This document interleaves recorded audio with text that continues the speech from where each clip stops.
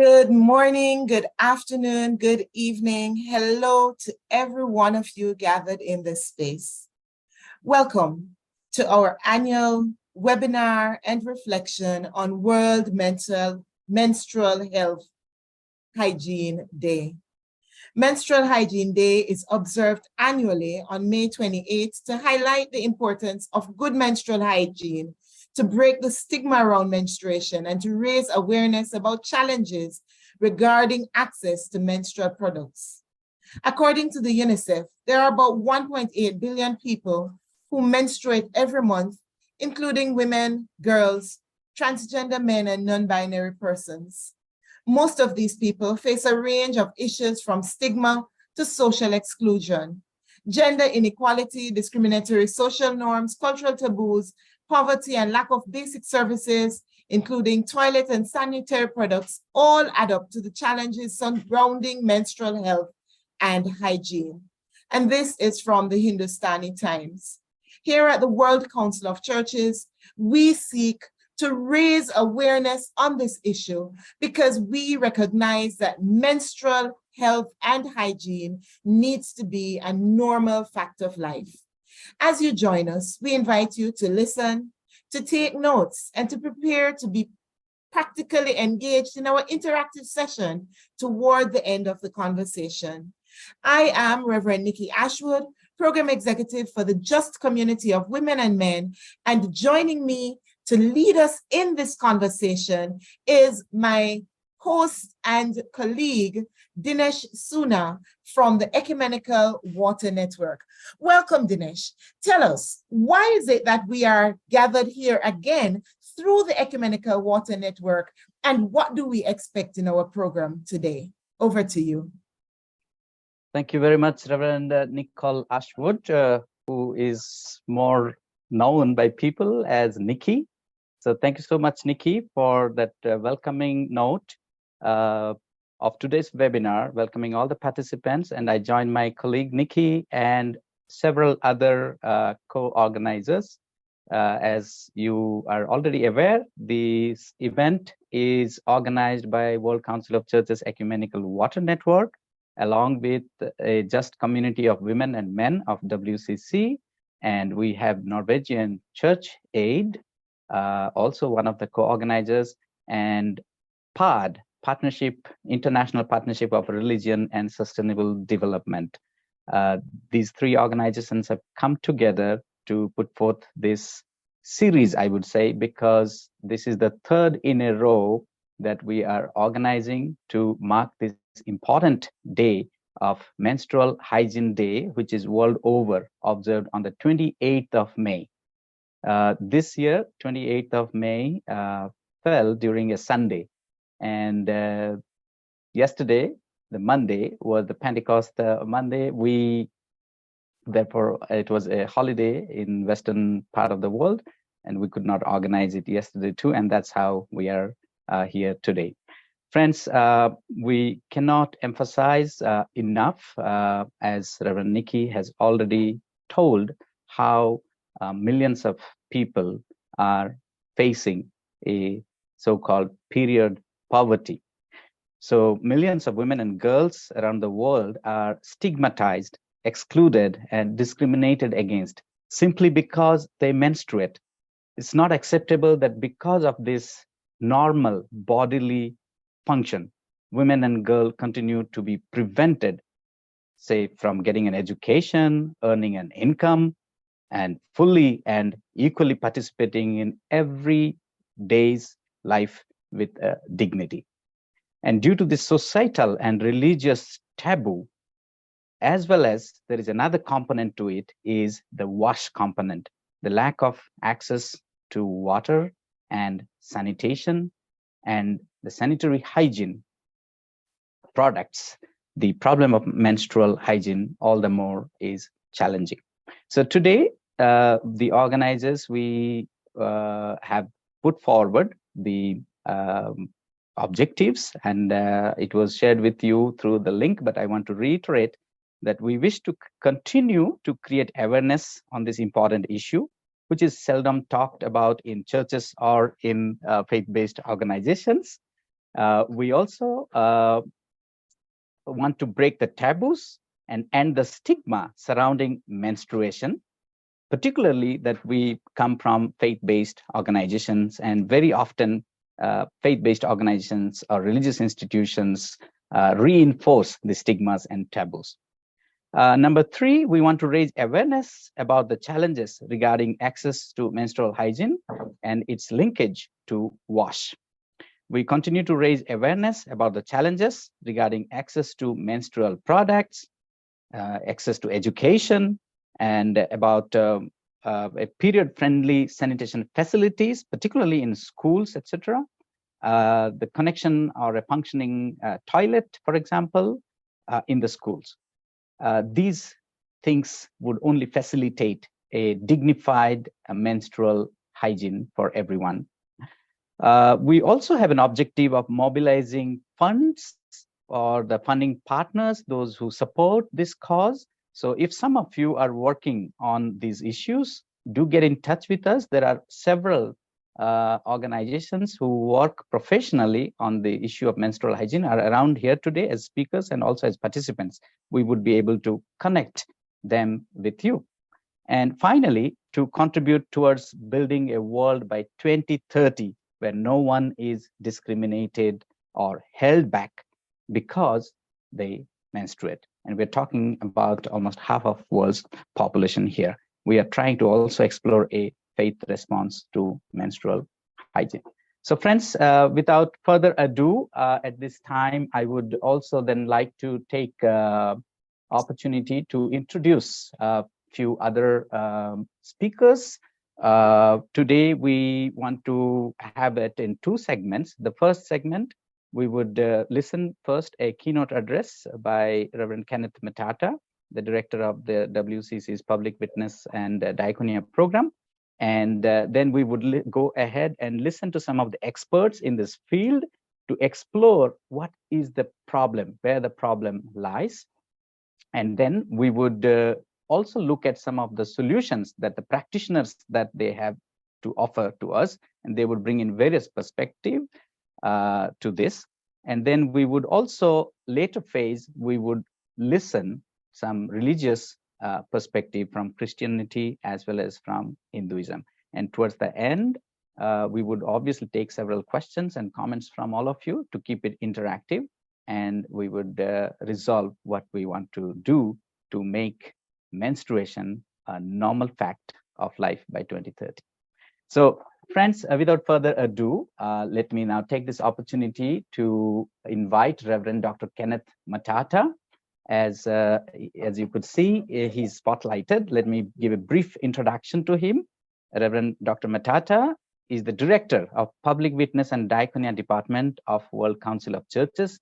So in effect, he is my boss and Nikki's boss, and but then also covers all the diaconia programs of World Council of Churches. Reverend Matata is based here in WCC in Geneva, maybe speaking from the other room.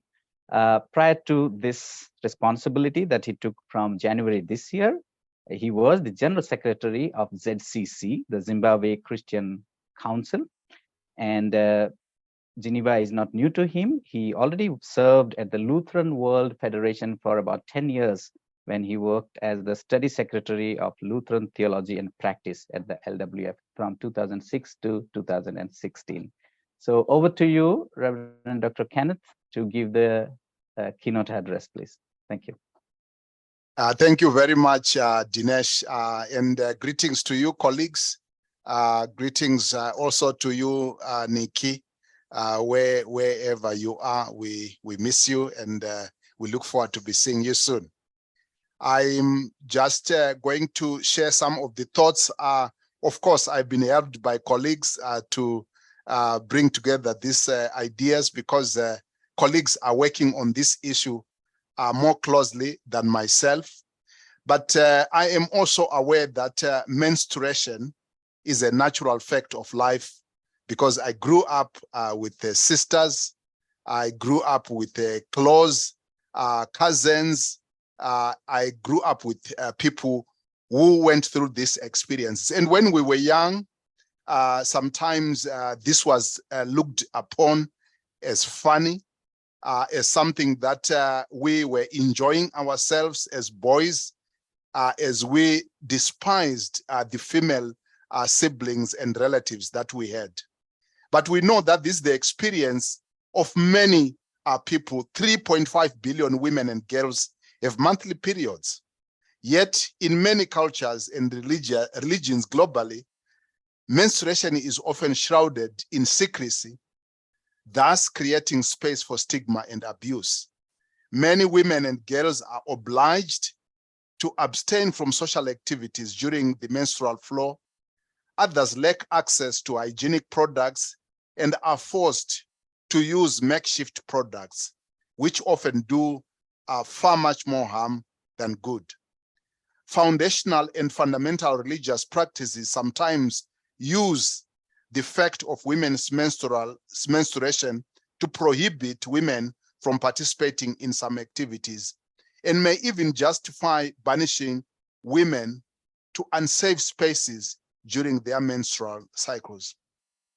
The Hebrew scriptures, which form the basis for both Judaism and Christianity, states that a woman is ritually impure for 7 days during the menstrual cycle.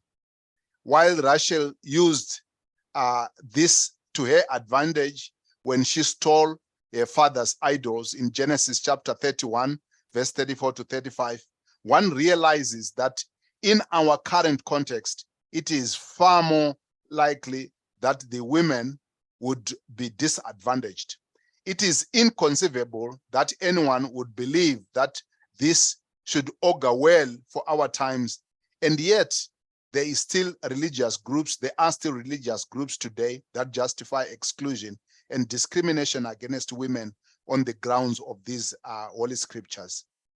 I expect that my colleagues will share more about these issues, especially those who are going to give different experiences.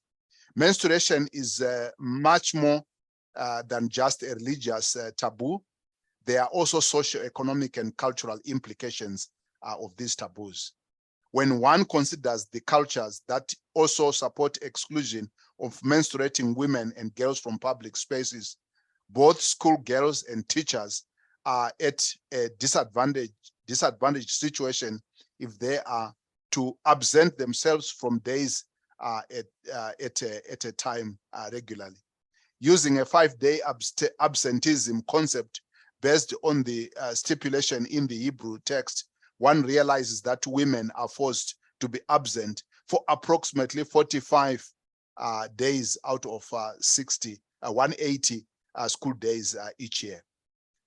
That would account for 25% of their school days lost, resulting in grave educational setbacks, especially where there is limited access to hygienic products that would facilitate school attendance for girls during the period. The United Nations Sustainable Development Goal number 4 insists on inclusive and equitable quality education and promotion of long life learning for all. When schoolgirls and even teachers are obliged to be absent from teaching and learning spaces subsequent to a natural aspect of their lives, such as menstrual periods, how is this equitable? Removing the stigma would in turn create more opportunities for quality education. Of course, we recognize that the exclusion from social and educational spaces sometimes stem from limited or no access to water, sanitation facilities, or proper sanitary items. This is yet another breach in the earmarks of sustainability and development. Where there is a dearth of sanitation services, including safe and effective products, menstruating women's health is at risk. It is estimated that about 3.6 billion people are denied access to safe sanitation, and this proves to be dangerous during the onset of COVID-19, as we all witnessed. In many instances, menstruating women and girls are forced to use sanitary products during their periods for a prolonged time, and this may result in reproductive and urinary tract infections, among other harmful outcomes.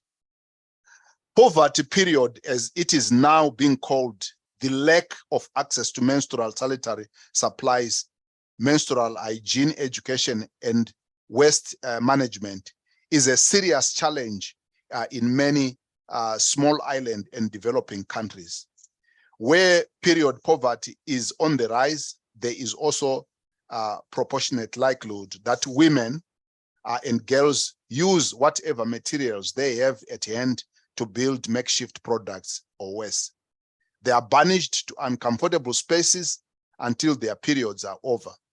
We recall that in our communities, this was still a common practice not until long time ago. And in many communities, this is still a common practice.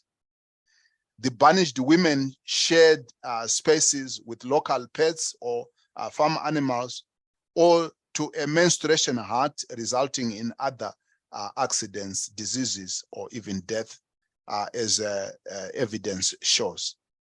As people of faith, we have to practice what we preach. If we believe in equality and dignity for all, then there is need for our becoming involved in the advocacy to make menstrual health and hygiene normalized in our communities. It will be shown in our conversations today that this is everyone's business, including that of religious institutions, and thus it should not be a source of stigma, exclusion, or stereotype. The time to stop this is now. We must be ones that are effecting change. You and us at the World Council of Churches, our partners, member churches, together with those in the network of 500 million women and girls who experience this period poverty, we together can change this situation. In a world where menstrual hygiene is not available to all, the rights, dignity, and worth of women are being denied. We therefore call on each of you in this webinar and the wider networks that join us in making menstruation a normal fact of life to take this up as your own challenge. I wish all the speakers and participants a productive discussion in this important but seldom talked about issue. And I look forward to your thoughts and guidance on how we proceed with this conversation also in our local faith communities. Thank you, Dinesh, for the opportunity and for convening this very, very important conversation. We look forward to the input of the participants. Thank you. Thank you very much, Reverend Dr. Kenneth Matata, for succinctly putting this in your brief keynote address, where you also drew the narratives from the Bible, that how going by the scripture alone, how its impact is also on the education of the girl children. Particularly when we talk about the 5 days of absent, that's also recommended in the scriptures. You also mentioned how lack of access to sanitary hygiene product can further lead to severe health complications, but also compromises with the dignity, how it robs the dignity of women who do not have access to the sanitary hygiene products. And finally, you have challenged that sanitary hygiene, or for example, on menstrual hygiene, is everyone's business. That includes also the church and the faith-based organizations. So thank you so much. And we will look forward to the other speakers as you have you have encouraged them to share their thoughts. Thank you so much. Friends, so without further ado, now let me quickly go to the second segment where we have now a problem analysis and some solutions and some good practices that's been documented by our partners. One of the first practitioners, I would say, who address menstrual hygiene at an institutional level is Mr. Michele Vici. Reverend Mr. Michele Vici originally comes from Italy, and he is the senior WASH advisor of the Norwegian Church Aid, and he's based in Oslo, Norway. He is primarily in this capacity responsible for the African countries and their work on WASH. And in this role, he has been there for past 9 years. And he also has been a member of the World Council of Churches Ecumenical Water Network International Reference Group, and enlightened us the group from his experiences. And NCA, Norwegian Church Aid, is widely known for its work globally, particularly in Global South, on WASH and menstrual hygiene issues. He has a master's degree in environmental engineering, and during also free time, he is a scout person. He goes scouting in Italy. So over to you, Michele. Share briefly in about 5-6 minutes the work of NCA addressing menstrual hygiene. Thank you. Thank you, Dinesh. Greetings to all the participants. Good morning, afternoon, according to your time zone. Yes, I'm Michele. I'm working with WASH programs in Norwegian Church Aid, that is an NGO owned by the Council of Churches of Norway.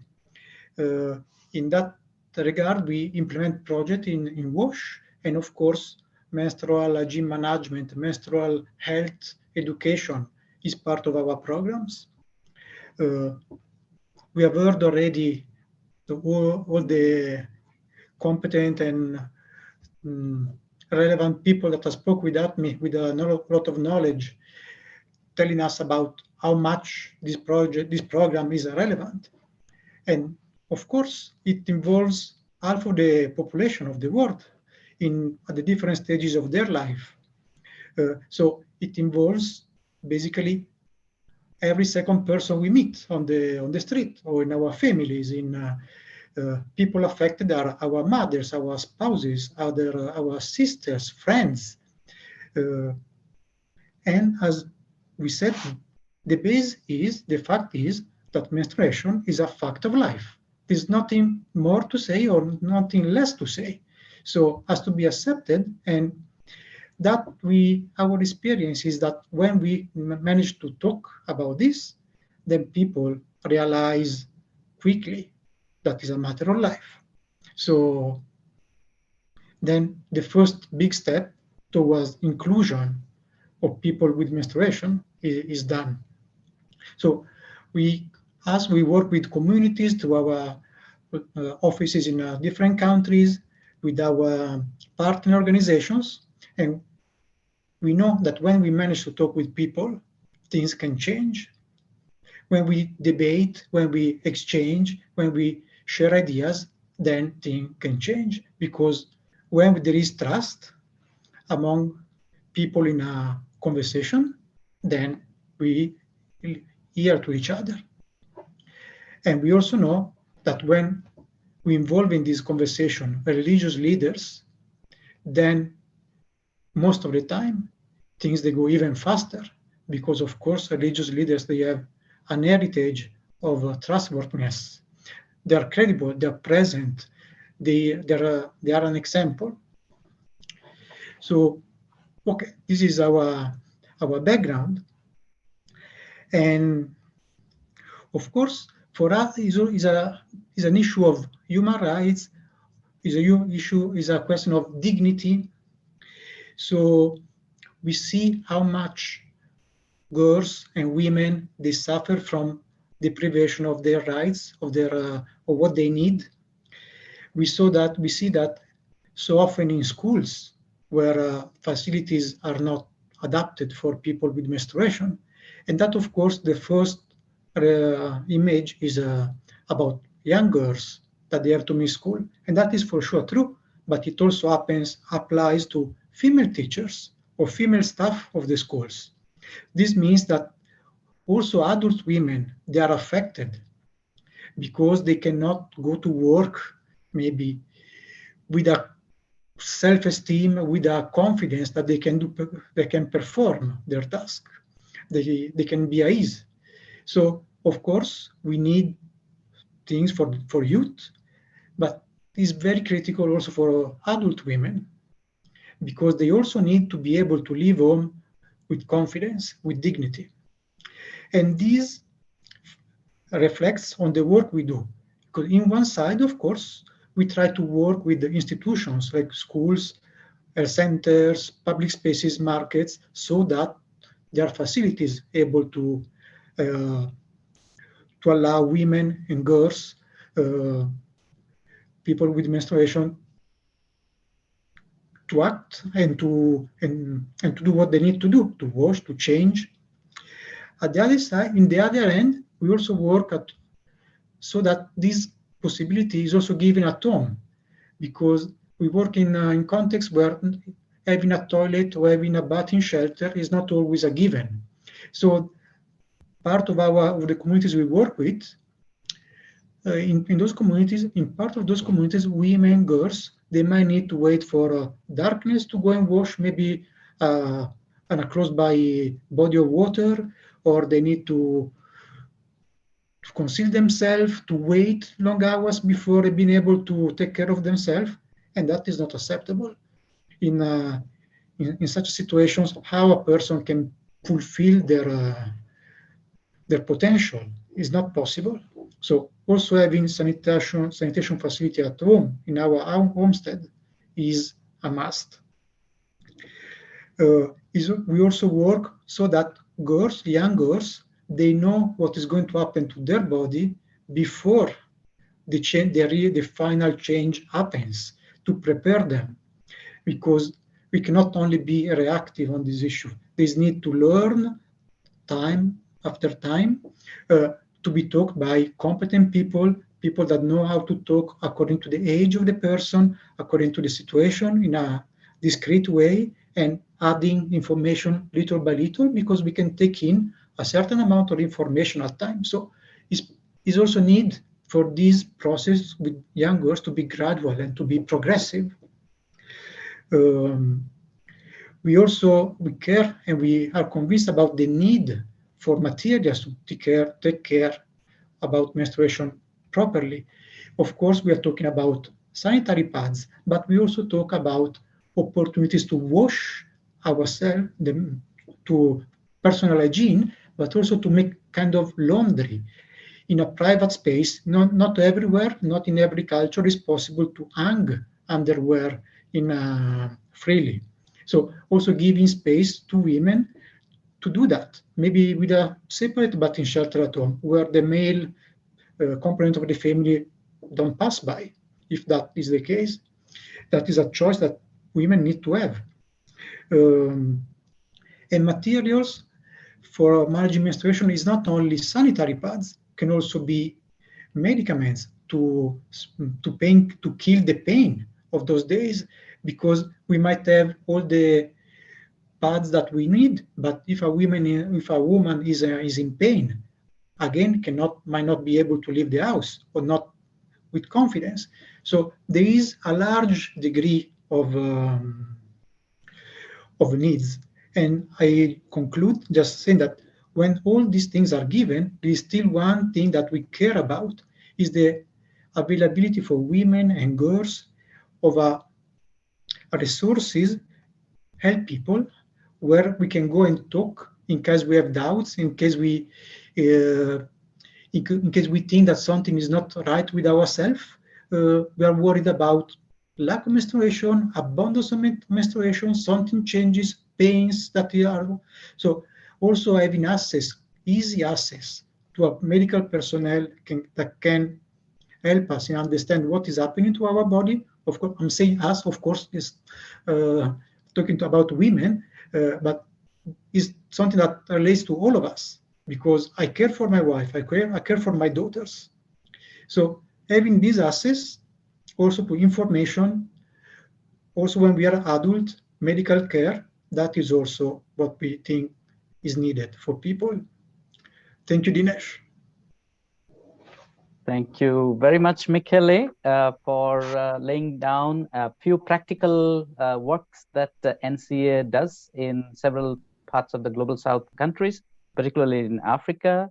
You have also elaborated that when you talk of school facilities for sanitary hygiene, doesn't not only affects the children of girl children, but also the women teachers, and also the lack of wash facilities like a toilet, functioning toilet, etc., can also greatly compromise the dignity, confidence, and safety of women. And also the important aspect which we think by providing sanitary pads, our job is done, but that's not the case. There are cultural practices there and the health issues, including how to manage pain during the menstrual periods, is important. Thank you so much.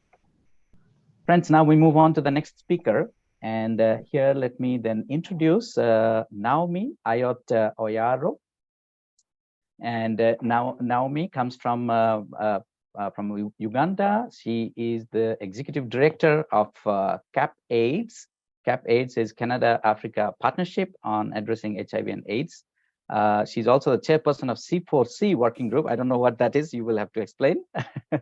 She has over 15 years of experience being associated with several humanitarian development and aid organizations and platforms. She has a master's degree in management studies and project planning. So this is another interesting dimension she would like now bring into the discussion from her work on and also addressing HIV and AIDS. Naomi, over to you. 5 to 6 minutes, please. Thank you. Thank you. Very quickly, Charter for Change it's a space to advocate for change in the humanitarian sector or architecture, to see more of local and national actors take the frontal stage, because they are the ones always on ground when the crisis strikes.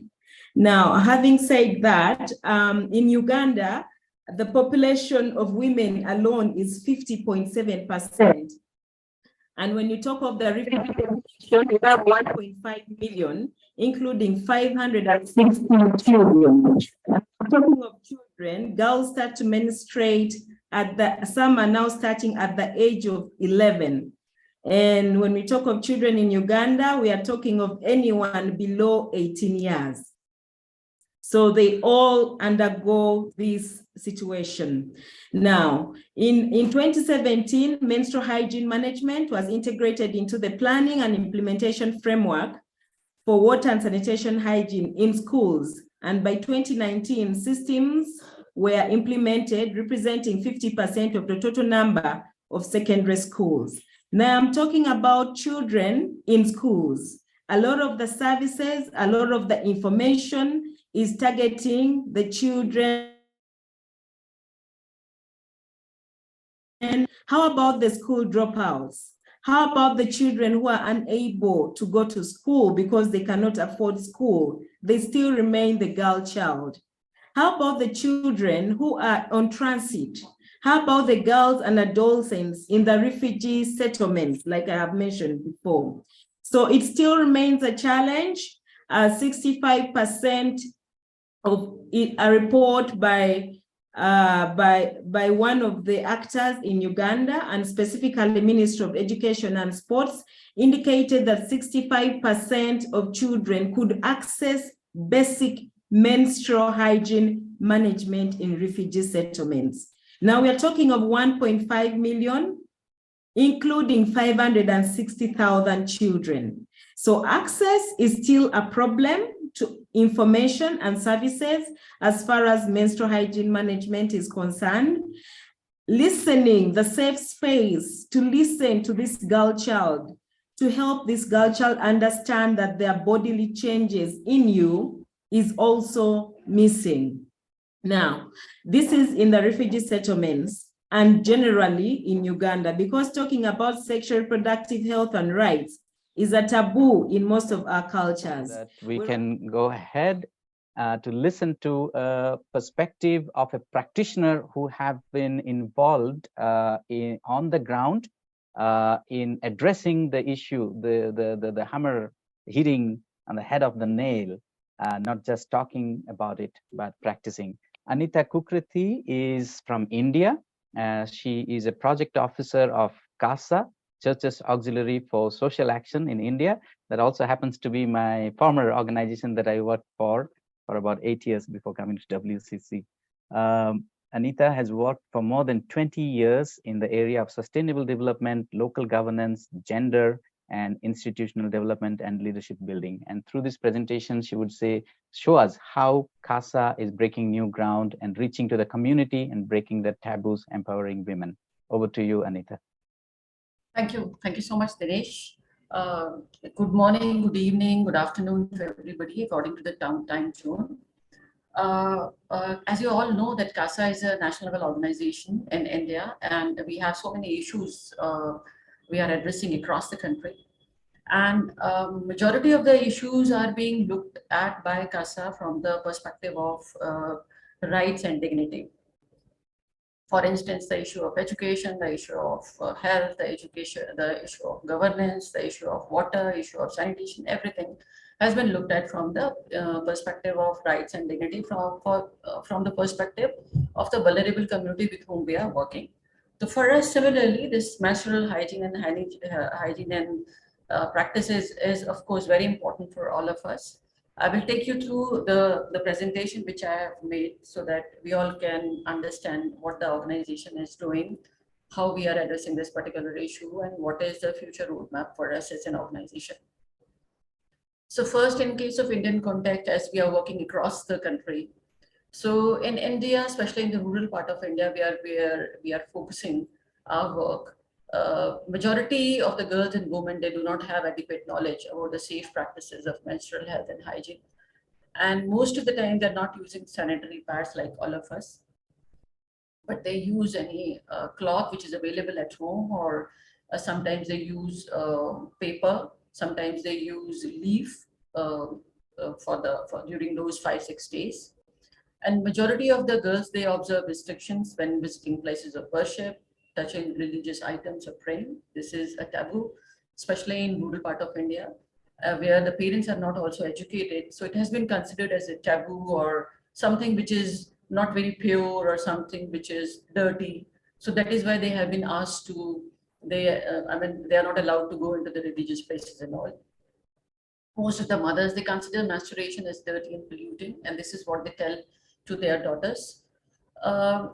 Because CASA is an organization who is also involved in emergency cases. So we have also observed that because there is no facilities, separate toilet facilities or disposal system for the menstrual waste, and especially in the emergency situation. So it's a key challenge for women and adolescent girls, those who are living in rural camps, relief camps, or temporary shelters, especially during emergencies, because they can't change pad in those shelters.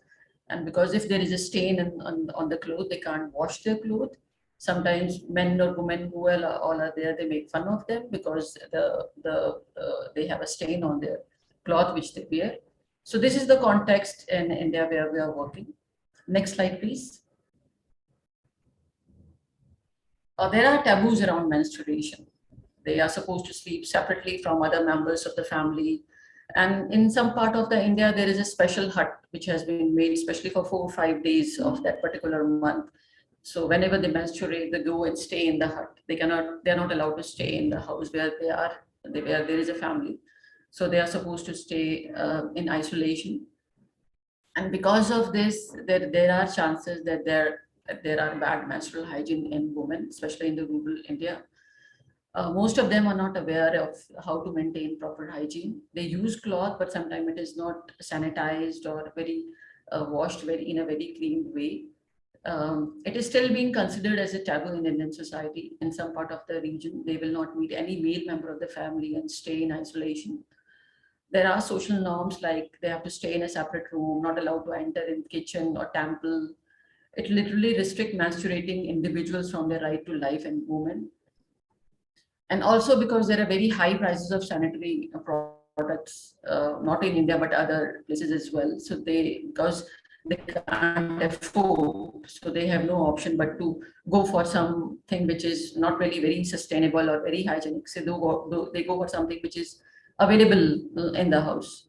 And the older generation of the women, those who are using cloth, they wash their cloth, but though the using cloth is eco-friendly, but it is unhygienic if not washed properly after every single use. So these are some of the challenges or the taboos around which we are working on this particular issue in India. Next slide, please.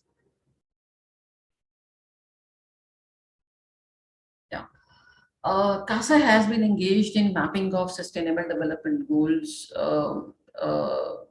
around the issues on which we are working, like the issue of education, the issue of water and sanitation, the issue of poverty, issue of food security, issue of gender equality, issue of climate change. And we strongly believe that unless and until this menstrual hygiene is being attained, it is not possible to achieve SDGs in its full essence.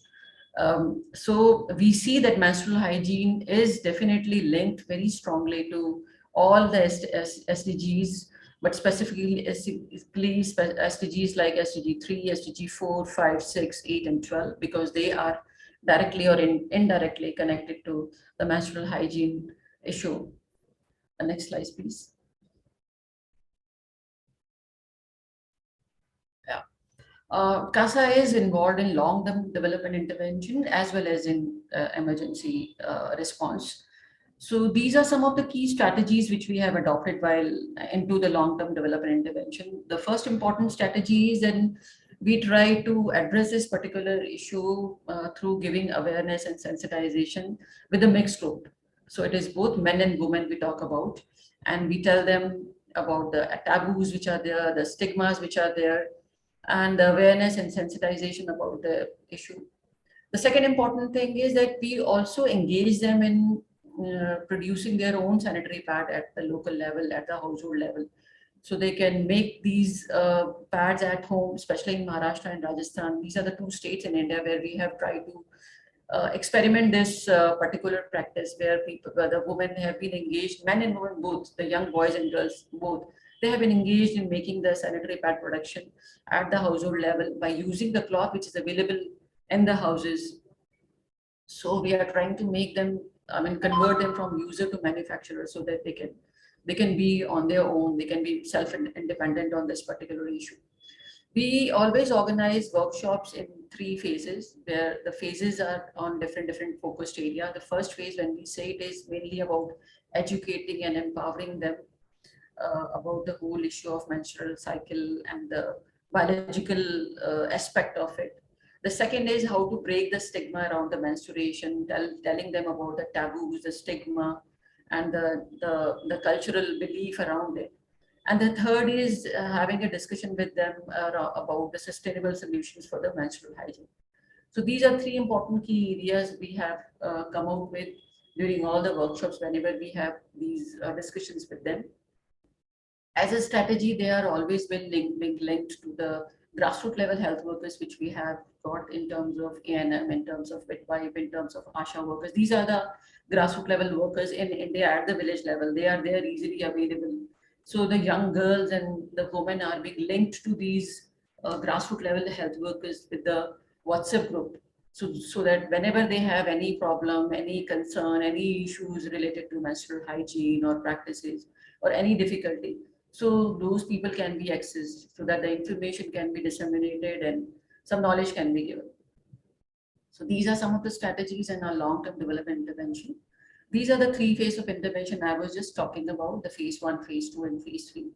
The phase 1, we call it Sharam Todo, or break the shame, where the female body are being taught to the participants, and they are being taught about the stigmas and the silence, which is linked with this particular issue, which is linked with the puberty, which is linked with this particular age, and various concerns which they have.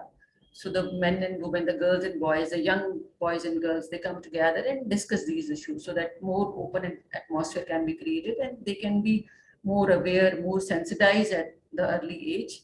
The second phase is mainly on the menstrual education, where more scientific aspect is being talked about, biological aspect of menstruation cycle is being talked about. What if it doesn't, if menstruation is not there, then what will happen? And whether it is good, bad, what is the importance of menstruation in the reproductive system, and all those things, the concerns, the doubts are being cleared by the doctor, by the medical team, and also the paramedics which we have in the organization.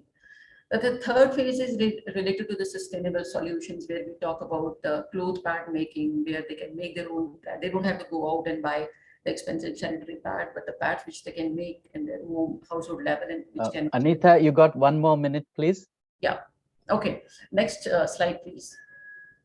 During emergency, we have this hygiene kit which we distribute, which has got sanitary pads and other things like the cotton and soap and Dettol and those things which are really important for the women and the young children, especially in case of emergencies when there is no place and they are not much safer places. So this particular hygiene kit or dignity kit, we call it dignity kit, is being distributed to a woman. Next slide, please. These are the photographs of some of the campaign. Last 2 days, we have been observing visitors in across the country. These are the photographs from those places where we are observing menstrual day, where doctors are being called and they are giving lectures to the men and women, young girls and young boys about the importance of this whole phenomena and the taboos and the stigmas around it. Next slide, please. Yeah. On the basis of the experience, these are some of the future map or the roadmap which we see ourselves as an organization. The first is that because CASA is an organization who is focusing on gender justice work or gender mainstreaming. So the gender mainstreaming is an important part of all the project. So it is important, it has been felt it is important that we need to address this issue of menstrual awareness as a fixed segment of the gender work which we do in different projects. The second is that we need to expand our work with LGBTQI, though we are focusing mainly on men and women at the moment. But the need has been felt to expand the work with other binary gender and sexual binary. We need to go beyond the sexual boundaries because this issue is also important for the particular community. Then we have to strengthen the perspective of community by giving them information, facilities, motivation, some critical thinking around the myths and the taboos which are there. This can be done with the help of movies and show which can influence the mass and so that they can adopt safe and hygienic menstrual practices and ensure that women and adolescents have access to the sanitary produce. It is not only access, but the 3 A's are important: the access, affordability, and the last is availability. So these 3 A's are important, especially in case of menstruation and the issues which are related to menstruation. And the last is that we need to collect the data and evidences around issues so that those can be linked to policy at different levels. There are issues related to disposal of the menstrual waste. There are issues related to inclusion of this into the curriculum. There are issues which are related to tax on the sanitary pads, whether government can take a stand so that tax can be reduced or it should be without tax so that people can afford it. So these are some of the initial thoughts which are there in our mind. Thank you very much for the opportunity which has given to us. Thank you so much. Thank you so much, Anita. I was really reluctant to interrupt you in between, but because of the time, other speakers may not get enough time. But thanks for also preparing the PowerPoint, which we will definitely share with all other members. And I would not like to summarize again in the interest of time, but the PowerPoint will be shared with the rest of the participants. Thank you so much, Anita and to CASA. Friends, now after hearing this very interesting locally led solutions involving communities, now we would look at primarily this is also a health aspect, and we have in our midst a medical doctor, Dr. Princess Matapo, who is a medical doctor from rural Zambia, providing essential healthcare services to understand communities. She also has served in the Restored Hope of Zambia. May I then invite you, Dr. Princess Matapo, in about 5 minutes, give us a health perspective, please. Over to you. Okay, thank you. Thank you so much for having me here. So like I've already been introduced, I'm a youth from Zambia, medical doctor by profession. Yes, I sit on an advisory board for Restored Hope Zambia as well that deals with church abuse. So quickly, good afternoon, good morning, good evening to everyone that is joining us on this very special discussion. I'd like to add. So I'm going to talk to you about dysmenorrhea and menstrual leave. So by definition, dysmenorrhea is simply cramps, if you would like, menstrual cramps, or just pain during menstruation. So this is something that is not given as much attention because in some cases, there is no objective way to measure pain, so to say. So there is generally two kinds of dysmenorrhea from a health perspective. There is primary dysmenorrhea that has to do with no underlying medical causes per se, just an increase in certain hormones that will increase the pain during menstruation. And we have the secondary kind of dysmenorrhea that actually is as a result of underlying medical conditions. So it could be uterine fibroids, things like sexually transmitted infections, and as well as any defects in the cervix. So today we are going to dive into talking about the effect of dysmenorrhea on the lives of women and girls, per se, something that is more practical. So dysmenorrhea, like already said, is pain. It's simply pain, pain during menstruation. So periods will go on for 3 to 5 days, or maybe 2 to 5 days, depending on who's having them, the environmental effects, because periods can change based on different factors. But one of the major things, like already alluded to, that is the impact on the lives of women and girls is physical discomfort. So there's the pain, which I said others might not really be able to understand because you are the one feeling it. So there are some people have tried in certain studies to put up scores which help to be able to understand how much pain someone is experiencing. So others will say moderate, mild, moderate, or severe pain based on the grading. But really, it's just what someone can tell you. So there'll be this physical discomfort in the form of pain that someone is experiencing, usually in the lower abdomen. It will go to the back. It might go to the legs sometimes. There'll be physical discomfort in forms of headaches. There'll be fatigue. There'll be weakness as well. Others might even vomit. And so that physical discomfort also causes impairing. It impairs people at work, for those that work, or even school performance. I think should be the first or the second speaker was talking about how a lot of girls will be unable to attend school because of period poverty. And so dysmenorrhea is just one of the characteristics of this menstruation, and others will even eventually drop out of school, and others won't go to work, or they'll be absent from work a couple of times and maybe get fired. So all those are some of the effects. There's effects, there's emotional and psychological effects. There is depression, others just due to the pain, they get anxious, others due to taking several medications, they might not handle it so well because we all handle pain differently. There'll be also limitations on their social activities.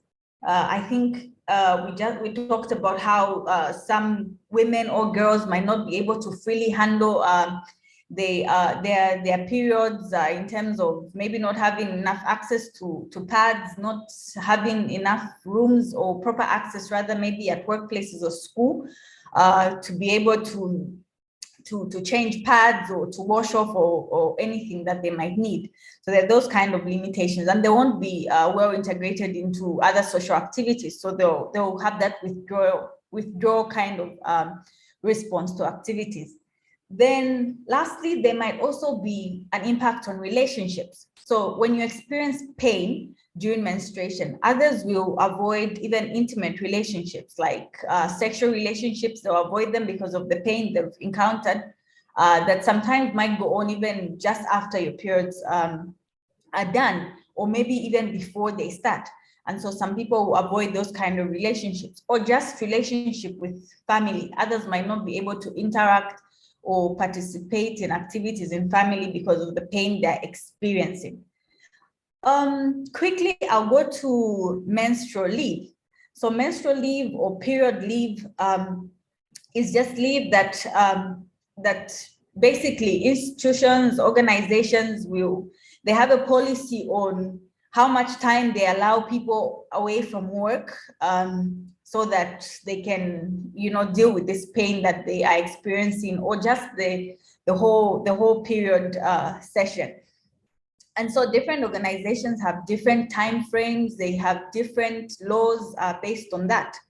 Most countries, however, do not have mandatory menstrual leave. There are a few countries that have been documented in Asia that have actually put this as a mandate, and they are giving their employees time out during menstruation. But if you look at some countries, like here in Africa, there is a thing known as Mother's Day. So some people will be allowed a day off every month for them to have their menstruation, which of course is not practical, because someone said it already that girls need about 45 days in a year to actually be able to deal with menstruation. And so, like I said, menstruation will go on for a period of maybe 3 to 5 days. So the one day, really, which day will someone pick? Are they able to know which day they'll have so much pain, or the pain will be so severe that they stay away on that day? So most people will only be able to pick maybe the first day that it begins, but what happens on the second, the third, or even the 5th day? So there are those impacts. And so most people, because of not being able to have proper menstrual leave or access to this menstrual leave, like I said, will withdraw from work. They won't just come to work because they can't handle the pain. They don't feel included. Critics will come up to say, how then are we going to, to balance off and allow maybe women in the industry, if they can't report to work every day? But women did not ask to menstruate. So those are some of the things that we need to bring to the table, to have all the stakeholders be able to speak about it, introduce these policies. And I'd like to mention that, so when it comes to menstrual leave, we just don't have to put something that is general, because we have to tailor it to organizations, institutions, work shifts. Like, for instance, I'll give you an example. I'm a medical doctor. I might not have the same working schedule as everyone else. And so the hours are different, but we must be able to say, if it's time for the menstrual leave, there's someone filling in at this time, should come in at that time, and things like that. So those are some of the things we need to bring to the table and be able to discuss on who, when, how, where, which institution, which country, which part of the world, and things like that. Thank you. Thank you so much, Dr. Princess, for giving us the medical point of view. I personally learned this dysmenorrhea, the pain that women experience during periods, a new term, but also the new concept that some of the countries are providing menstruation leave. We have heard of maternity leave, etc., but I think more and more we are progressing more conducive environment for women who menstruate, and that they will able to work without much of the hindrance that they're already going through so much of pain and discomfort. Thank you so much for this. At this time, before we go to the next segment, may I check with two of our colleagues in WCC who are also doctors, Dr. Manoj Kurian and Dr. Muai. Would you like to add anything at this point, Manoj or Muai? Very quickly, briefly. Yes, thank you, Doctor, for already mentioning most of the. I mean, you have covered most of the points. Not only that, there are even the others, but just to say that I think, the dignified management and dignified and clean menstrual management is a universal need. That it is happening. It's a need for all women, but of course, the challenge is that the marginalized communities are more impacted. So the women in the margins of society, rural, underserved areas, displaced populations, the post-conflict, post-humanitarian crisis, people living with disabilities, stateless and displaced people. So we have to be more sensitive. But at the same time, I think the material, we have got clean material needed, and also medicaments. So material could be, what are the material required? I mean, the absorbable material, soap and water. There is also need for space, toilets, bathrooms, laundry facilities, not only in home and schools, but also in workplace and transportation, and also in the cities, etc., and festival where people get together. So these are all. The problem is that in a patriarchal society where the decision makers are not aware, they don't consider these things, and so there is a huge challenge, and of course the impact on our health. Because of the lack of clean and dignified menstrual management are very serious, increased infections, and also destroying the confidence and the ability for access to education, and undermining young girls and women. So the impact on society, which is literally half humanity, is huge. So it is very much under the radar. Even WHO started this, the standards only from 2012. It's not yet even recognized as a human right. So, that's it. I mean, I'm saying it is very much, it cannot be limited to just one day's commemoration. We have to think about it every day for the well-being of humanity. Thank you. Thank you, Dr. Manoj. And Dr. Muai, you have anyone further to add, a sentence or two? Yeah, just a sentence, really. I think what we have is we need to have a balance, because, menstruation, of course, has a very mystical dimension. It's part of the reproduction and procreation and part of humanity, and it has a very clear, and I think no wonder traditionally it is couched in mysticism. It's like the part of the incubation of humanity, and that is not to be thrown away. To completely adopt a purely biological approach to human life, we need to keep that. The sanctity of life is involved. But then we also need to have a healthy balance of normalizing it and having some very practical solutions, which, like Manoj has mentioned, Dr. Princess mentioned about pain. Schools can have paracetamol.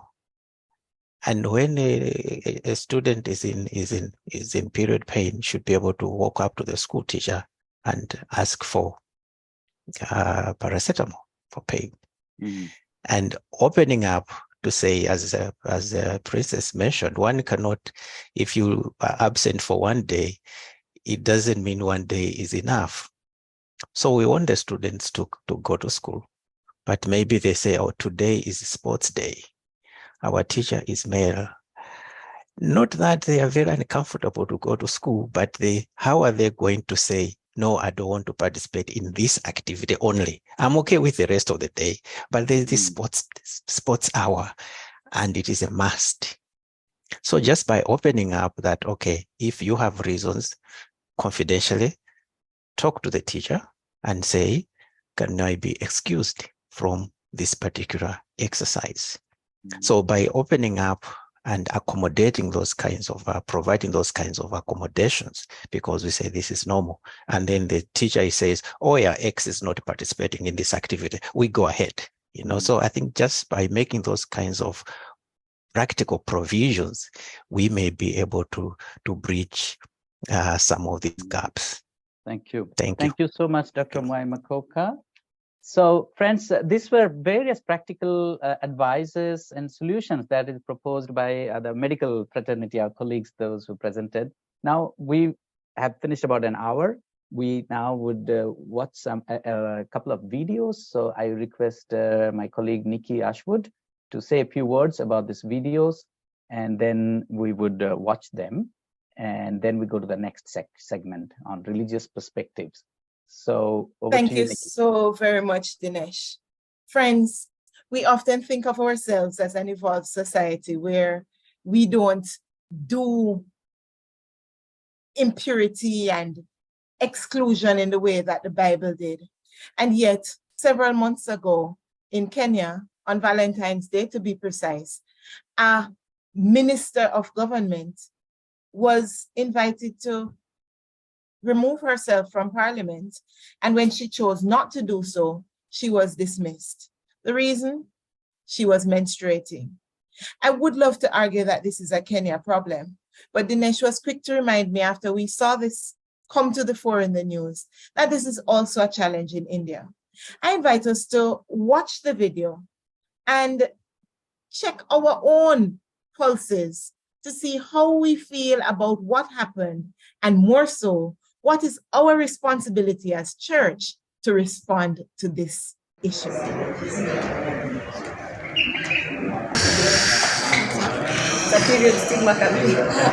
Nimetoka huko nikashangaa hizi ni gani. I'm so worried. I'm like, why are you Do you know how many women have actually come to cover me at the party? It was insane. I actually have a bill coming up tomorrow. A motion that's going to end up as a bill. We're pushing to end the shadow pandemic, which is actually period stigma and period poverty. And one of the things that I am advocating for and trying to legislate is to ensure that we give free sanitary towels to all school-going children. We're talking about school-going children, basically anyone who started their period. Sometimes they start as early as class 4, all the way to high school. We've had some serious cases on teenage pregnancies, girls dropping out. If you look at the statistics on how many days that the girls miss out in terms of the number of school days, it actually amounts to almost 8 weeks. So to get the sanitary towels, and it's that sad. And of course, that culminates to a lot of things: teenage pregnancies. We're talking about HIV prevalence. There's a lot of just a domino effect around that.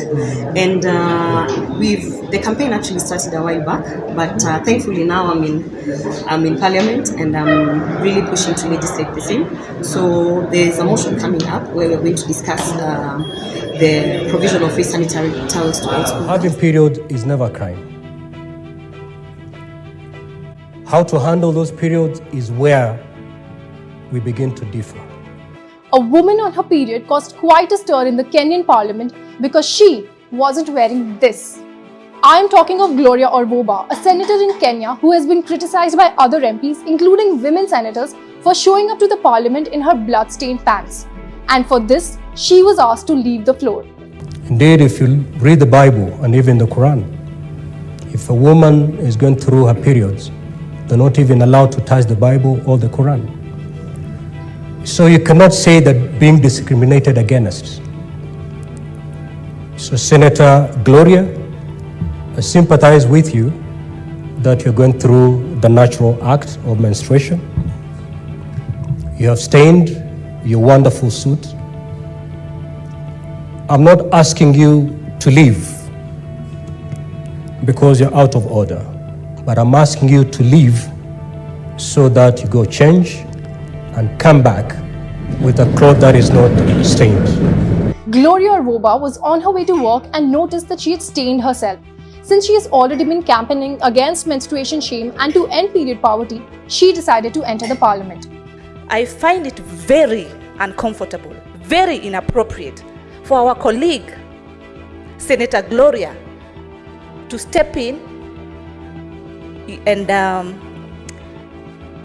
you don't understand if she's on the normal woman cycle or it is faking it, and it is so indecent. In fact, after all this, Gloria didn't go back home but visited a school in Nairobi to distribute sanitary napkins. Period shaming is prevalent in Kenya. In fact, in 2019, a 14-year-old girl killed herself after she got her period and stained herself. Her teacher had allegedly called her dirty and expelled her from the class. Her mother later revealed that she couldn't afford sanitary pads. And she isn't alone. 65% of girls and women in Kenya cannot afford feminine hygiene products. Around 1 million girls miss school every month as a result of their period, as they don't have access to pads or other essentials that they need. Kenya has in the past acted to address the problem of menstrual hygiene. According to the 2017 law, all schoolgirls are to get free sanitary pads. In 2004, the country did away with tax on menstrual products. But the ground reality is very different. A poll conducted by the New York Post in 2018 showed that 58% of women have felt a sense of embarrassment simply because they were on the period. Even in the United Kingdom, research revealed that a quarter, that is 26% of women in the country, have faced period shaming. And so is the case closer to home. India has countless stories of how women have to wrap pads in newspapers or stay away from kitchen because they are considered impure on those days. Women are excluded from religious and social events, and in rural areas, they have to stay in separate spaces. Millions of families across India cannot afford to buy menstrual hygiene products. In what can be applauded, India scrapped its 12% tax on sanitary napkins in 2018. But it's 2023 and period and menstruation is still considered a taboo. But it's time that we start talking about it, period. And I think that's a very good segue to go into the next section, how the president or the speaker was quoting religion and the constitution to justify his action. So over to you, Nikki, to give us a religious perspective, specifically Christianity and the taboos, stigmas that religion reinforces on menstruation. Thank you so very much, Dinesh. Every time I watch this video, I have mixed feelings. I note the double standard of society, where in one breath, we argue that from a biblical perspective, this is not something that ought to be brought to the fore. Yet, in many other cases, we also hear where access to menstrual hygiene products are limited or non-existent. We think about the fact that in many spaces, people don't have access to water to wash themselves after having their periods. So the likelihood of staining and shaming would be increased exponentially. I note also that the speaker said that this was mentioned in both the Bible and the Quran, and that a menstruating woman is not permitted religiously, ritualistically, to touch the holy books.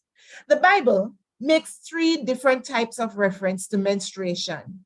Menstruation as a point of impurity and defilement, as a metaphor for sin in Ezekiel, Ezra, and Jeremiah, and as a tradition that may result in separation or inability to have children. As it relates to the metaphor for sin, we note that Ezra leans on the traditions of impurity and defilement laws, and he makes the comparison of the sin of Israel to be such that it is like a menstruating woman who defiles anything that she touches or sits upon. Friends, I dare suggest that this impurity is manifesting in social exclusion, educational discrimination, financial insecurity, and of course, sexual defilement, harassment, and abuse. Some may argue, until we see the Kenyan video, that we have long moved away from this concern in Christian circles, except that we cannot help but wonder whether this issue of impurity provides the fodder for ongoing notions of exclusion and discrimination against women or those who were born with female genitalia.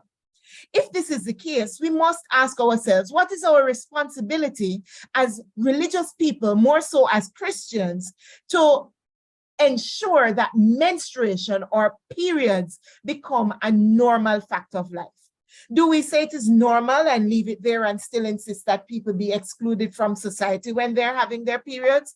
Do we advocate for the shifting of laws and policies that increase access to hygiene and protection of women who need to go far distances to access water and other resources to address the issues of their periods? At the World Council of Churches, we maintain that the church has a responsibility to effect transformation of the stigmatization of menstrual hygiene by mitigating against the injustices and inconsistencies realized through the misinterpretation and the misappropriation of the biblical text. So, for example, in the Ezekiel 36 text, when we are told that the house of Israel, the nation of Israel, is menstruating and defiling itself and others, we need then to examine, is that then suggesting that women have the sole purpose and effect of defiling those around them 3 to 5 days per month? What then are we saying, especially given the fact that we know that in the post-temple era, the Babylonian Talmud encourages the removal, or rather removes references to male acts of impurity, such as ejaculation of semen, but manages to maintain the 3 acts of impurity coming from a woman, which include menstrual periods, continued bleeding, and abdominal cramps, and such other menstrual emissions. What is that saying about us? In fact, the Talmud also argues that childbirth is cause for exclusion of a woman from society. In many countries, we find that rural communities still perpetuate the myth of saying that the woman cannot appear in public until after her proper period or after the child has been born and weaned for X amount of time. Friends, the stigma associated with menstruation, the period of a woman, needs to end, and we as church need to be the source of ending this. I bring to our consideration, as I move out of this part of the conversation to allow Dinesh to introduce others, our interpretation or possible interpretation of the woman who had the issue of blood and reaches out to touch Jesus. And some would argue that this is my theme in glory. And I would say yes, in one sense, and in another sense, not so much so. But in looking at the woman with the issue of blood, I beg us to note that in healing the woman and bringing her story to the fore, Jesus normalized menstruation, and he removed the woman from exclusion into the family of God. It then says that each of us has the responsibility to remove the stigma, the shame, and the dis-ease that is affiliated with periods and menstruation, and to make menstruation a normal fact of life, so much so that a woman doesn't feel shamed to say that she's having her period, that a woman has access, or girl has access to menstrual hygiene products, and that water and facilities to clean up after the blood has caught on our bodies, just as we would after defecating or urinating, is accessible to everyone. And this is about the dignity of women. On the last note, Bathsheba was in the process of cleaning herself when she was brought in the intrigue of David's rape. Sarah and Elizabeth, both women of the Bible, noted their inability to have children because of the stigma affiliated with menopause and menstrual hygiene. Friends, if we do not bring sexual reproductive health and rights in the form of period conversations being normalized, we run the risk of ensuring that women are not only discriminated against, but that the perpetuation of harassment, abuse, and exploitation continues in our time and season. Changing this is a matter of you and me taking this conversation to the highways and to the byways and making a difference, not only because of the social and political implications, but because we have been tasked with making the difference as Jesus did with that women and for those women. Menstrual hygiene is a normal part of life, moving to transform the stigma and to afford access to women has to be our responsibility as we partner with others who are making the difference in our church and society today and always. Thank you. Thank you. Thank you very much, Nikki, for that very powerful argument, and how in religious scriptures and religions particularly quote and reinforce some writings that reinforces their agenda and conveniently leave out several other empowering messages that you quoted from the scripture. So the different yardsticks for men and women for similar bodily functions, for example. Thank you so much, Nikki. And friends, keep coming with your questions, comments in the chat. As we now move to the last presentation today, which is in the form of a video, and that will bring us a Hindu perspective on menstrual hygiene coming from India. And this is by Reverend by Sadhvi Bhagavati Saraswati.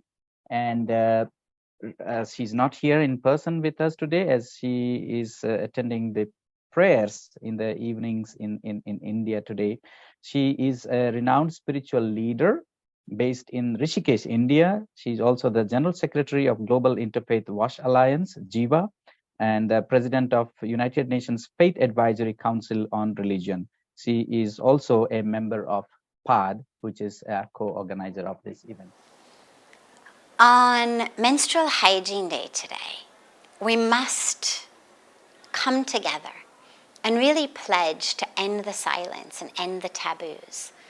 Because there's far too much silence, far too many taboos, far too much negativity around menstruation. And some of that, of course, is due to just discrimination against our women and girls, keeping them out of school, keeping them out of high-powered jobs through this monthly illness or monthly problem. But the days for that are long since over. And together we really must work to end this. In the Hindu tradition, we worship the Mother Goddess. In the temples, there are beautiful deities of all of the different forms of the goddess. There's holidays, so many days of the year, dedicated to worship of the goddess. We need to bring those teachings, that celebration, into our homes, into our offices, into our communities, into our societies. We worship Lord Brahma, the creator, and yet it is Lord Brahma's power of creation that has been put into the bodies of women and girls that enables them to create life. And menstruation is the reminder of that ability to create life.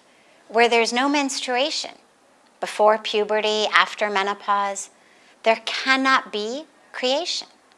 So our Global Interfaith Wash Alliance and our Divine Shakti Foundation, we are working to really change the vocabulary, change the way that we think about menstruation, from it being something that makes us down, which sadly is the colloquial way that far too many people talk about being on their period in India. They say, I'm down. But to change that from I'm down to I am up. I'm up with pride in the fact that Lord Brahma, the creator, has given me the power of creation.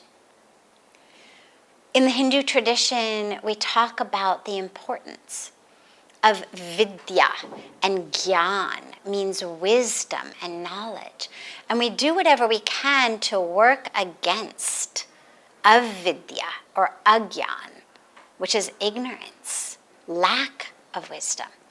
And yet, tragically, a huge percentage of girls don't know about menstruation until they start menstruating. So they've got the shame, the fear, the confusion.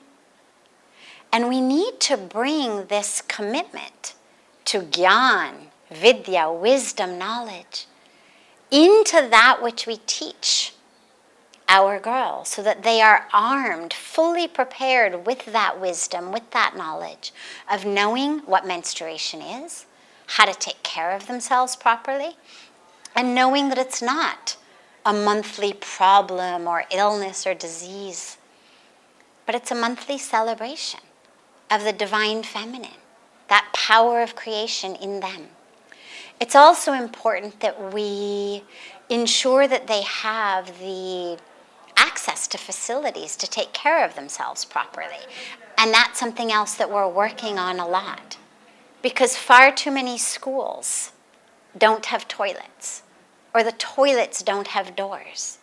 Far too many girls don't have access to the supplies that enable them to go to school but stay hygienic. And especially far too few of them have access to eco-friendly, renewable supplies. So another thing that we are doing is actually teaching and training the women and girls in our vocational training programs and our empowerment centers to actually sew, to create eco-friendly, sustainable, reusable pads for themselves, but also that which they can sell to others as a form of livelihood. So if we all come together, we can end the silence, we can end the taboos, and we can really bring about a truly equal and empowered and healthy and happy world, including for our menstruating sisters, mothers, daughters, wives, and selves. Thank you so much for hosting this very important event and for inviting me to join you and be with you for it.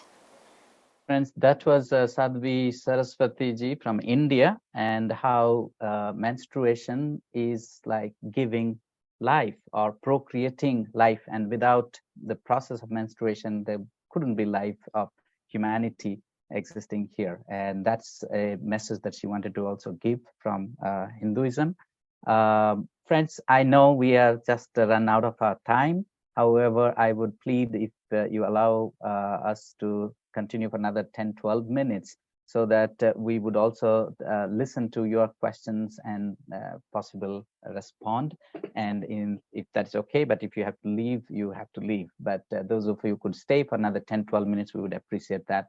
And I would now request Naomi, who had dropped off earlier, if she could finish with about 1 or 2 minutes, your key points that you want to make. Then we open the floor for question and answers. Thank you. Thank you so much for the opportunity. I hope I'm clear this time.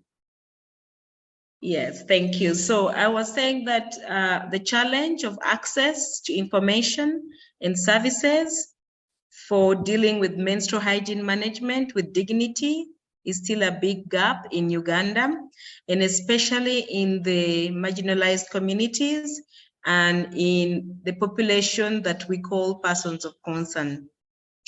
So it is important for us to have a positive perception towards menstrual hygiene management, share information in terms of awareness creation towards proper management of menstrual hygiene management, and so that people don't look at it as dirty, but refer to it more. I like the way the previous speakers just brought it from the Hindu perspective as a creation process without which we cannot do it. Now, as CAP Aids, what are we doing? We provided a safe space where, one, we need to listen to the girl child who is experiencing these bodily changes but doesn't know who to communicate about it and how to deal with it, and also fears the existing cultural norms and practices. So a safe space creation is good for listening to these girls and also giving them opportunity to ask and understand the bodily changes that are taking place in them. The same safe space model has been cascaded to the refugee population, both in the urban population and then in the refugee populations that are living in the settlements that are majorly in the rural population. We are also extending the non-food items, and among them include the health hygiene package, which will normally include the panties, the soap, the entire package that enables this girl to have safe menstrual hygiene management, including a bucket for washing and water. So it's important for people to understand that dealing with menstrual hygiene management goes beyond the red blood that you see stained on a girl's clothes. It involves mental issues, so we need to help them to also mentally appreciate the changes they're experiencing and how to deal with it as well. So awareness creation is still key, especially in the marginalized communities and the refugee settlements. Creating safe space to listen to the girls experiencing these changes and enabling them access information without marginalization is also core. And spreading awareness on a positive perception towards menstrual hygiene management is also core. Having policies, frameworks, and systems that appreciate menstrual hygiene management is also critical. Over to you, Dinesh. Thank you so much for summing that up. The one interesting fact that you brought, menstrual hygiene taking to those who are refugees, and that's one section that who needs also the most, and most of the time they are forgotten, and providing them the safe space to talk about menstrual hygiene and bringing in policies and frameworks in place. Thank you so much, Naomi. Friends, now the speakers and we all have stopped talking now. Now we want to listen to you. If you have any questions, comments, I was scanning the chat. There were a lot of positive comments, not so many questions as such, but if you want to raise a question to any of our speakers, just raise your hand digitally by the raising hand option, and be very specific and just ask that question in less than a minute, please. Thank you. Okay, there's one question coming from Mandy Marshall. What solutions have been found to address faith leaders to speak about menstrual hygiene in churches? Okay, so who would like to take it? Will NCA start it? Because you have a campaign to make church leaders speak about menstrual hygiene. Is Michele still there to speak something about it? Yes. Good afternoon again.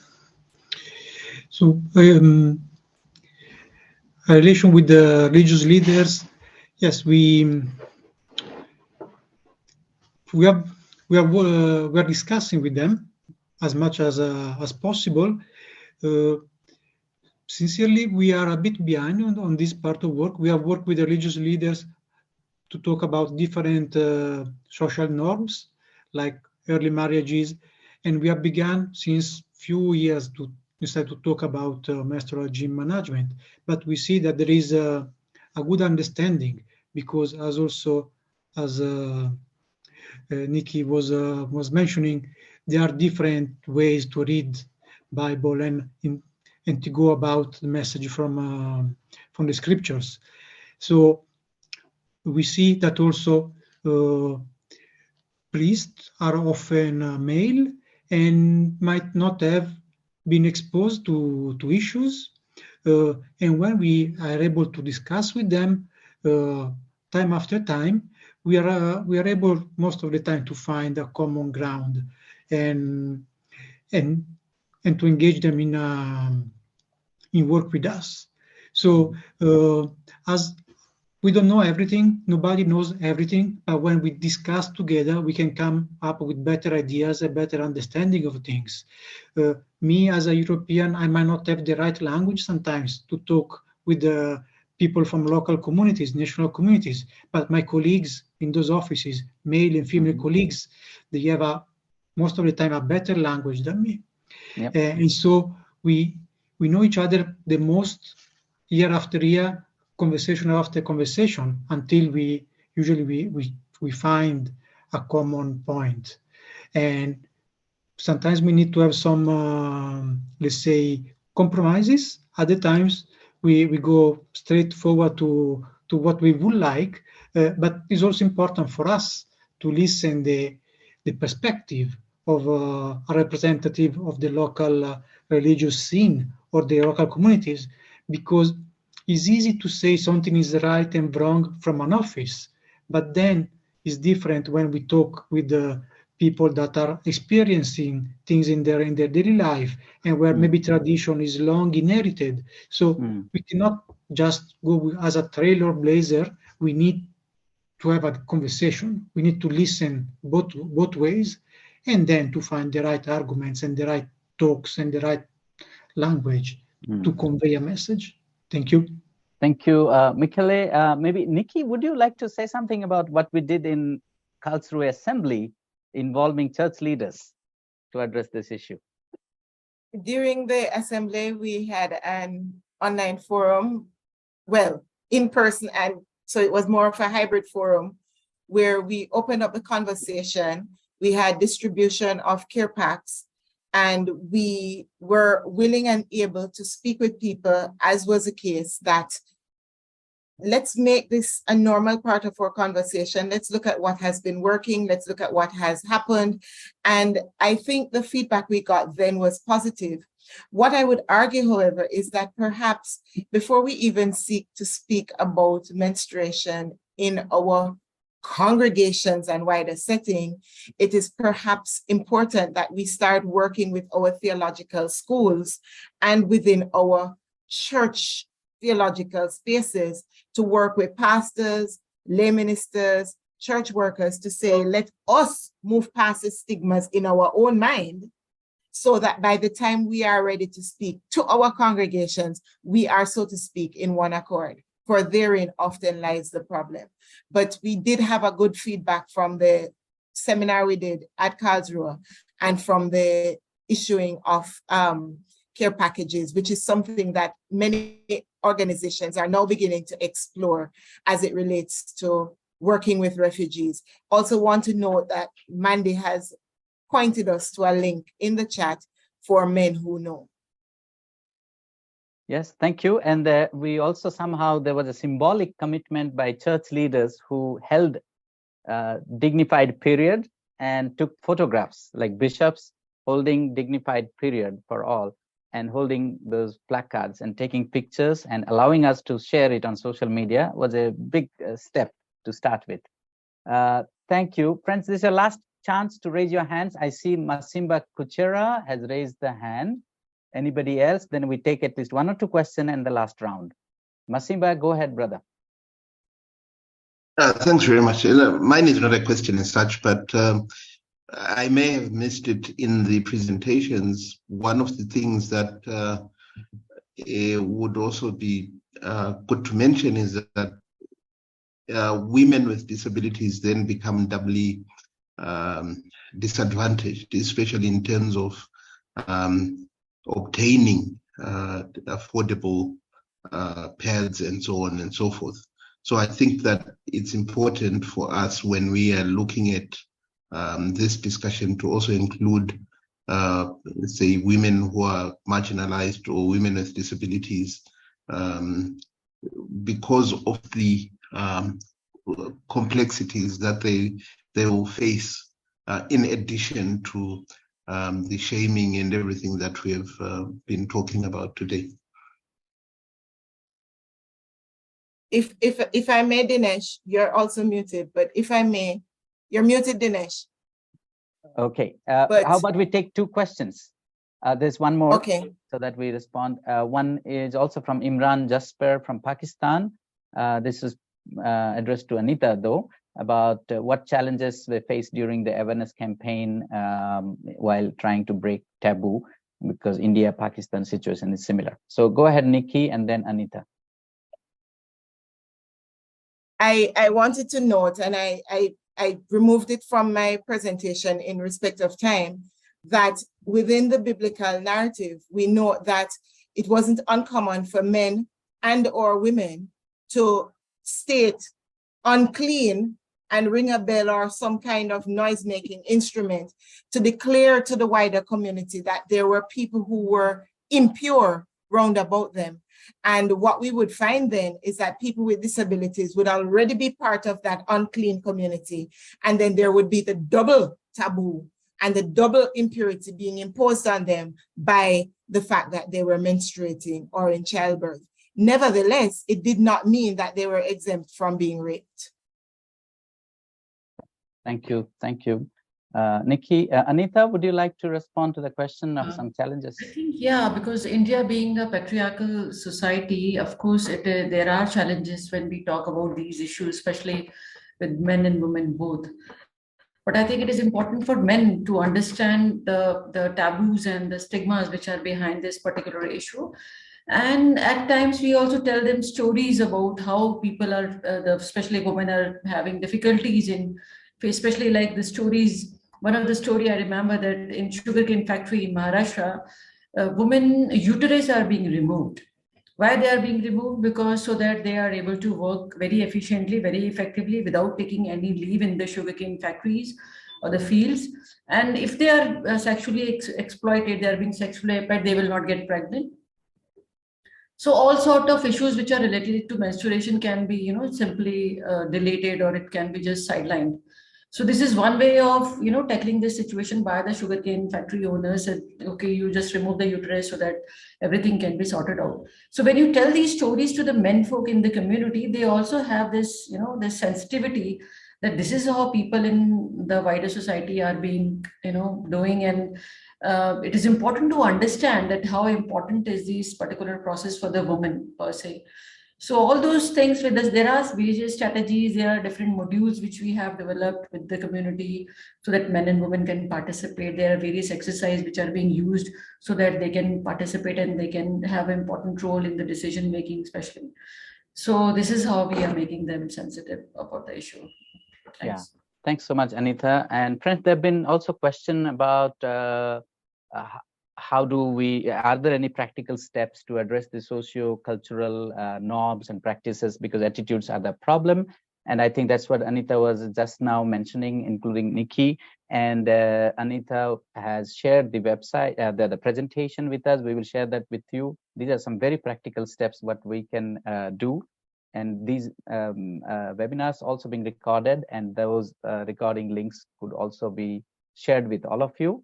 And there are other resources that we will compile and prepare a brief report and share that with you. So friends, because of the lack of time, I asked for 12 minutes. We have just now reached our 15. So I think we probably will have to call it a day here. So I think it has been an enriching experience, friends, listening to all of you. And I would not attempt to summarize now because of lack of time, but we definitely would like to share with you a brief summary and a news release and some of the resources. So thank you so much. And we appreciate that the men's involvement angle here. And that is why also you see me, Dr. Muai, and Dr. Manoj, and several other men that you heard today. And it has to begin together with men and women addressing this very important issue together. And particularly our religious and faith leaders started to talk about it in our religious institutions, such as in our churches. So thank you so much, one and all, for all your participation. Nikki, I give you the last word to say amen. Friends, may God's blessings be with us as we move together to end stigmatization of the period. Let's do it. We can together. Thank you all for joining us, and God bless.